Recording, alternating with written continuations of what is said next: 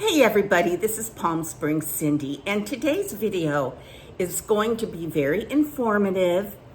It will be very helpful to many of us who have ever fallen or think about the dangers of falling and breaking a hip or breaking a leg. I'm going to share my experience about falling, breaking a leg, and the conversation will be divided into basically three parts. The first part is going to be the fall, the actual accident, and then surgery and being in the hospital. And the third part is going to be sharing my experience and some tips that I have learned through my experience about healing and the whole process of home care, occupational therapy, and physical therapy.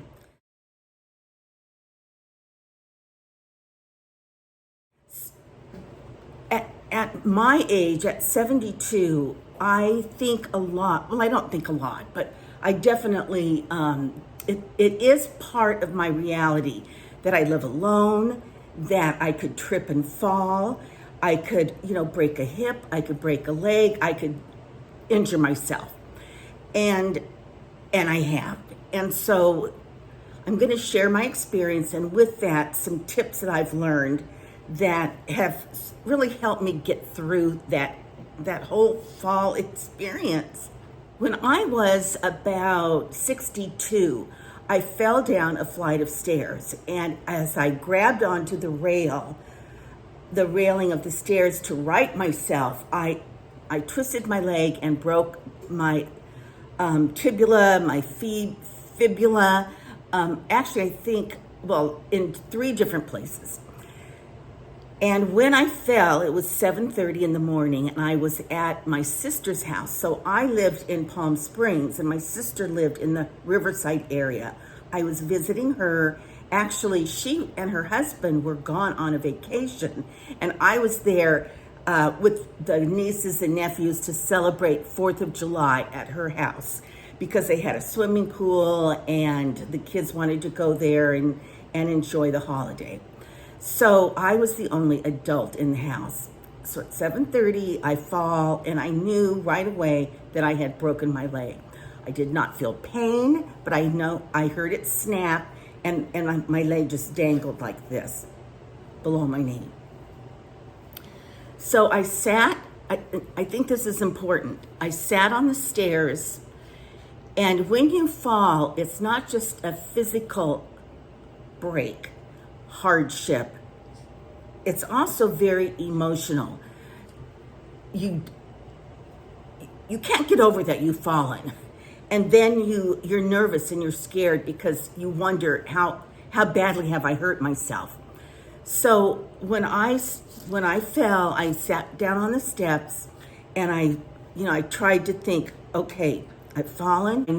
I know my leg is broken. I'm not in any pain. Where else am I hurt? So I did a body check, and then I thought, okay, I have to get help. So I thought, luckily I was in like a t-shirt nightgown. Like I said, it was 7:30 in the morning, and I was on my way downstairs I had a new puppy. I was taking her outside to go to the bathroom, and I was still kind of half asleep, and that was part of what triggered my fall. So I thought, how am I going to get help? So my nephew was upstairs in his bedroom, excuse me, and so I just yelled. I yelled his name over and over again as loud as I could to wake him up. So, in a matter of minutes, he was awake, and he said, I heard it at Cindy, I heard it. And I said, call 911. So he did. And here's the funny part, but not really funny, not funny. I had to go to the bathroom, first thing in the morning. Usually I have to get up and use the bathroom. And I had not done that. And so I thought, oh my gosh, I have to go to the bathroom. What am I going to do?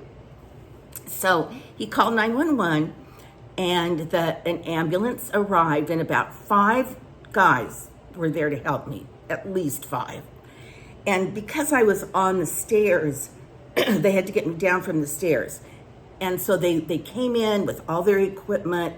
They knew exactly what to do. I was starting to panic. And this is something not to do. In my emotional distress, in my panicking, I started kind of like telling them what to do. So, here I was sitting on the stairs and they had I said, I have to go to the bathroom. And they said, well, sorry, miss, you're just going to have to hold it, or somebody get her a towel or something. And then they were going to put me on this gurney and get me down the stairs.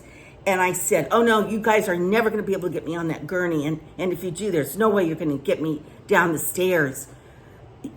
I'm too heavy. You're not going to be able to pick me up. And so I was like argumentative, and they would, we know what to do, ma'am. We know exactly, we know what to do. So I would say, in your panic of being helped by the fire department man or the EMTs or whoever comes to you, let them take over. Don't do what I did. Try to tell them how to do their job. They know exactly what to do. So they got me into the ambulance, and they told me what was going to happen. They said, we're going to get you down the stairs. We're going to get you into the ambulance. At that point, we'll check. We're going to give you an IV and some pain meds. And so, and actually I was not in any pain. I think my adrenaline was just, rushing, because I had never broken a bone before. And I was older, and I was worried, what is the outcome going to be? So anyway, they get me in the ambulance, and sure shooting, they give me morphine, and I was like, no pain, no pain at all. And they get me to the hospital, and it was the 4th of July, early in the morning. So it was a skeleton staff at Kaiser. And so they kind of parked me in the hallway in the ER. And they conversed with the doctors who were there that morning and explained, what had happened. So at that point, the doctors realized that I was going to need an orthopedic surgeon, and there was none on staff that day because of the holiday. And so they were kind of like, they didn't really know what to do with me. So they gave me a spinal. No, they didn't give me a spinal. They gave me some more drugs to last while I was in this holding pattern. And then they ended up getting an orthopedic surgeon there, and I had surgery on my leg. So I had the surgery, and then I was there for a couple days in the hospital. Now, I was alone because, remember, I was the only adult at the house. My husband was already gone on his vacation, and so there was nobody to be an advocate for me, is what I'm getting at. The kids that were at the house were too young, and I was pretty much, I want to say I was out of it, but I wasn't. I was out of it in the sense that I was an emotional wreck. And something that happened really bad for me was, after I had my surgery, like, I woke up in my room, and I did not have any pain medication. And I was in so much pain after the surgery. Well, anyway, I just, I had to, I kept doing the clicker thing. The nurses weren't coming in. If they did, they didn't listen to me. I would say I'm in so much pain, and they would be like, okay, we'll be right back. Let us check with the doctor. Let us get the chart. Well, lo and behold, the doctor thought I was supposed to be hooked up to a morphine machine. And they didn't hook me up to anything. I had no pain medicine for like close to 24 hours. And I was in misery. Now, see, if I had had another adult to be there as an advocate, that would have helped me. As it was, I asked to see I said, let me talk to, isn't there some kind of a patient advocate? I'm in so much pain. Why aren't you giving me pain medication? Finally, the doctor came in to check on me, And he said, I don't know what why you're in so much pain. You have a morphine drip. And then he like went like that, and he realized I didn't. So as soon as we got my pain meds balanced, then I was much better. From the hospital, I did not go home. I didn't have anybody at home to watch me or help me. I could not walk. I had had the surgery. I had a Velcro cast on my leg.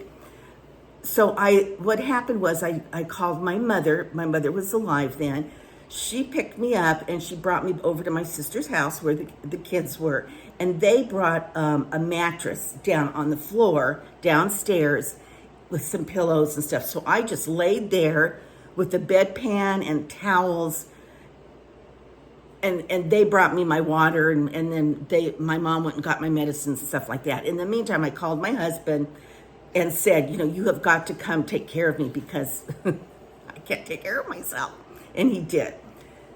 And so what I'm getting at is when you are in the hospital, hopefully you will have an adult advocate, a family member, a friend to be there with you. And also that when you get out of the hospital, you have to have someone drive you. You have to have someone pick up your medications. You have to have someone monitor you and create like a little secondary hospital room.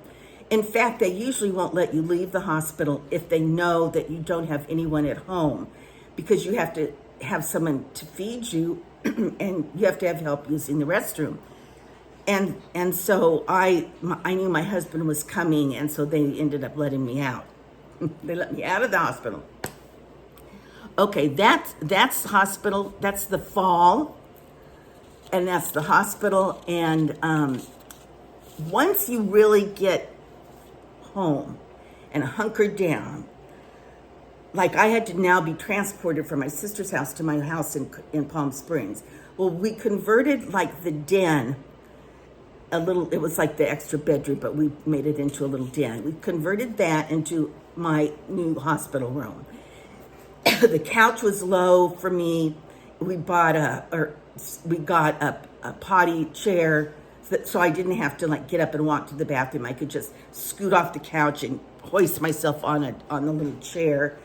And then, or I also had a bedpan with lots of towels around me, because in the middle of the night, you're not stable. You're still, you're half asleep, but you have to use the restroom. And then my pills and my water and all that stuff was reachable at a reachable distance for me. And so my next suggestion how to survive a fall with a broken bone is you've got to turn one of your rooms into a hospital type room where it is convenient for you, the patient, to reach for your water or your juice, the clicker, your laptop, your blankets, your pillows, your towels. If you feel like you might vomit, you're going to want a pan or something for that. Because lots of times, even if you holler for someone to help you or ring a bell or whatever, they don't hear you, and then, you've got to vomit or you've got to do something. It's also and they tell you this, sleep is when you heal. Try to get as much sleep as you can. However, there's a lot of pain when you sleep.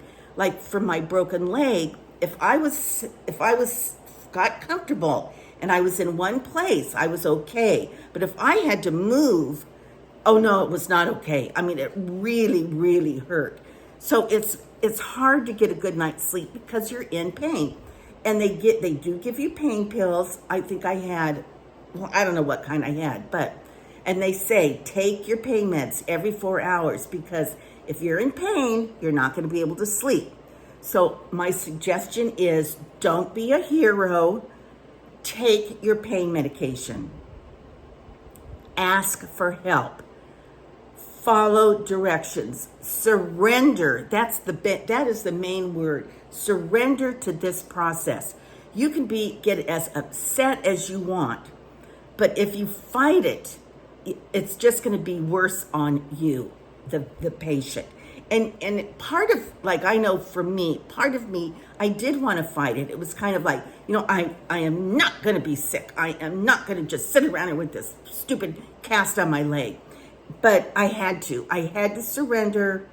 I called all my friends, and I made like a little calendar, because I thought, if I have something to do almost every day for an hour or two, that will really help me.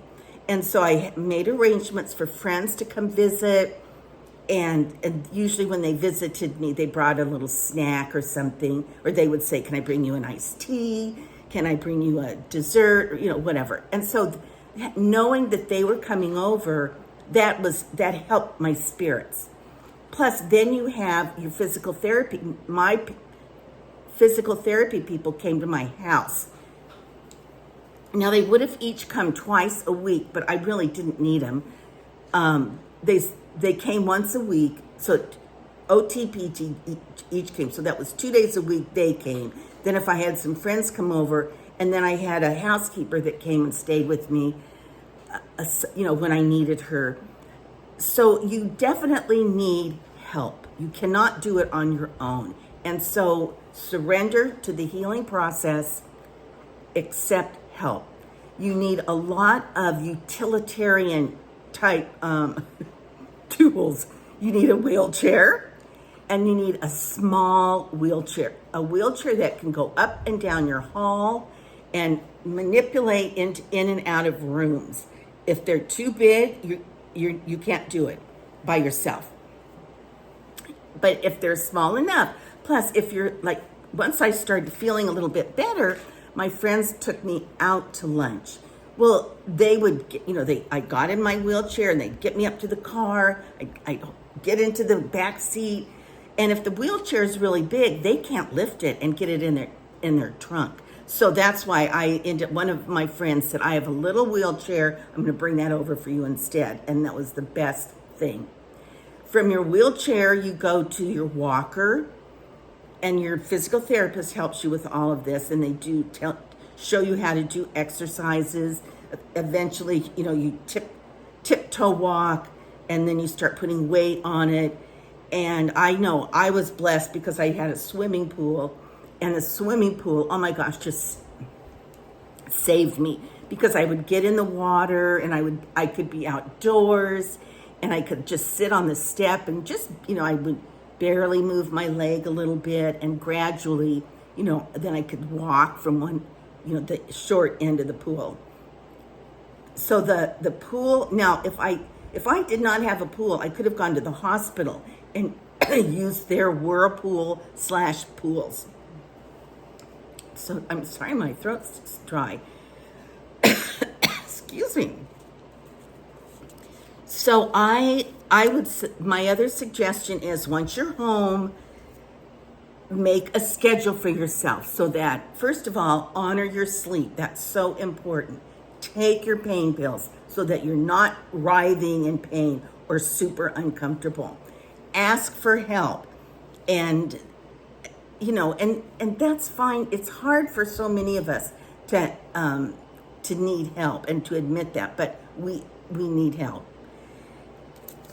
Let's see, what else do I have written down here? Another thing to remember is that you are going to have to go to doctor appointments, so you will need a driver, someone that can drive you. Now, if you don't have a driver, then the hospital or the liaison people, the PT and the OT people will get you a driver, and you just have to call them like a day in advance, and they will get you to the doctor and back safely in their vans. And then they have those lifts that get you in your wheelchair and gets the wheelchair in the van.